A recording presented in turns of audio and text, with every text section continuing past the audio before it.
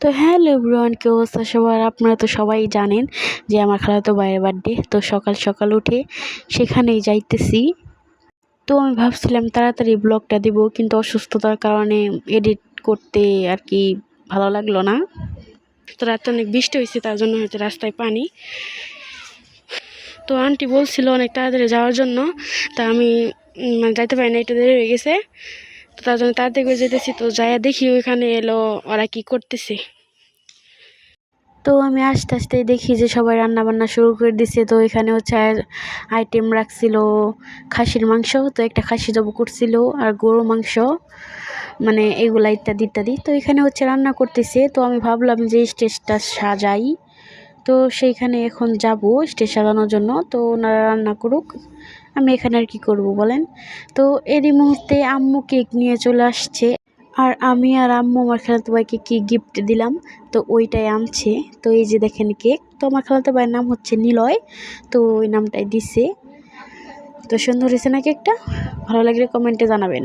তো এই যে এটার ভিতরে আছে আমার আর আম্মুর গিফট। তো আপনারা গেস করেন যে এটার ভিতরে কি হতে পারে। তো এইখানে হচ্ছে আমি স্টেজটা সাজাবো।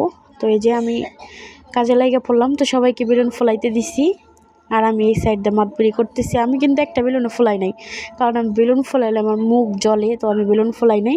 তো এখানে হচ্ছে আমার খালাতো ভাই হ্যাপি বার্থডে ফোলাইতেছিল। তো তখন আমি বলতেছিলাম এটা এইস না আই। তো একজনে বলতেছিল আই, আর আমি বলতেছিলাম এইস। তো এটা নিয়ে অনেকক্ষণ হাসাহাসি করলাম। তো করার পর এখানে আমরা সব কিছু করতেছি। তো এই যে মোটামুটি হ্যাপি বার্থডে সব বেলুন টেলুন প্রায় ফোলানো শেষ, অনেকগুলা বেলুন আনা হয়েছিল।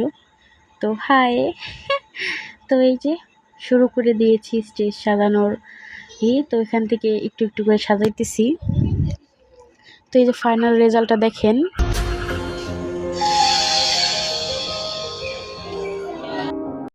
তো আমাদের সাজাইতে সাজাইতে এদিকে হচ্ছে রান্না বান্না সব কিছু কমপ্লিট। তো সবাই খাবে এখন, তারপরে আমরাও খাবো। তো খাওয়ার পর হচ্ছে সন্ধ্যার সময় কেক কাটবো। তো আমি সবার সামনে খাইতে পারি না, তো তার জন্য হচ্ছে আমি খাবার নিয়ে চলে আসছি অন্য রুমে, মানে আমার খালাতো ভাইয়ের রুমে চলে আসছি। আর এখানে আমি আর আমার ছোট বোন খাইতেছি। তো খাওয়ার পরে যে সন্ধ্যাবেলায় কেক কাটবো, তো কেক কাটার আগে হচ্ছে গিফটটা দেব। তো আমার আম্মুর গিফটটা আমার ছোট বোন দিচ্ছে। তো আমার ছোট বোন আর ভাইয়াকে আগে পরিয়ে দিতেছে। এটা হচ্ছে রূপার মালা। তো ও পরানোর পর হচ্ছে আমি পরিয়ে দিব। তো আমারটা এটার ভেতরে আছে। তো আপনারা এখনও গেস করেন যে কি থাকতে পারে। তো দেখেন, গেস আর করতে হবে না, এটা হচ্ছে রূপার ব্রেসলেট। তো আমি হচ্ছে ওকে রূপার ব্রেসলেটটা পরিয়ে দিলাম। তো ওকেও কিন্তু অনেক সুন্দর দেখা যাইতেছে, দেখেন, রূপার মালা আর রূপার ব্রেসলেটে। তো এখন হচ্ছে আমরা কেক কাটবো। তো আমি পার্টি স্পিনে দাঁড়াই গেছি, আমি এখানে দাঁড়াবো না, কারণ আমার নানু আর আমার ছোটো বোন দাঁড়াবে, আর এখনও কেক কাটবে। তো আমার খালাতো ভাইয়ের জন্য সবাই দোয়া করবেন।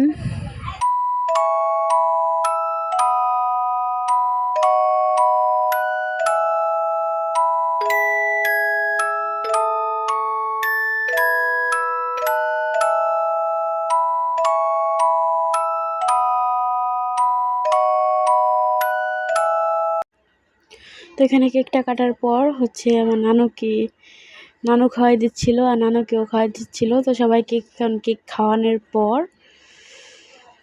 তারপর হচ্ছে একটু নাচ গান হবে। তো ওই যে সবাইকে খাওয়াই দিচ্ছিল, তো আমিও বললাম যে চল একটু আমিও খাইয়ে দিই। আমি তো আর ক্যামেরার সামনে আসতেছি না, আমি এমনি হাত দিয়েই খাওয়াই দিয়েছি। তো এখন হচ্ছে আমার আন্টিকে খাওয়াই দেবে, আমার আম্মুকে খাওয়াই দেবে। তো এটা হচ্ছে আমার আন্টি, আর ওই যে আমার আম্মুকে খাওয়াই দিতেছে। তো আন্টি বললো যে আমি ওদেরও খাওয়াই দিই, আর তুমি ছবি তুলো। তো আমি ছবি না তুলে জানেন ভিডিও করছি। তো এখানে হচ্ছে ওরা ফটকা ফোটাইতেছিল, তো আমি ভয় পাই, তার জন্য চলে গেছি।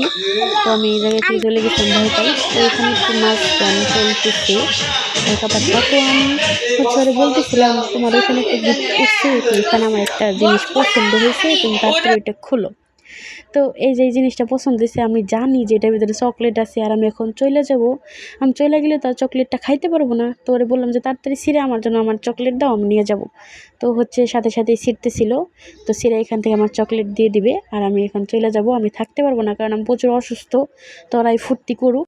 তো এখন আমি চলে যাব। তো ভিডিওটা ভালো লাগলে লাইক কমেন্ট শেয়ার করবেন। আল্লাহ হাফেজ।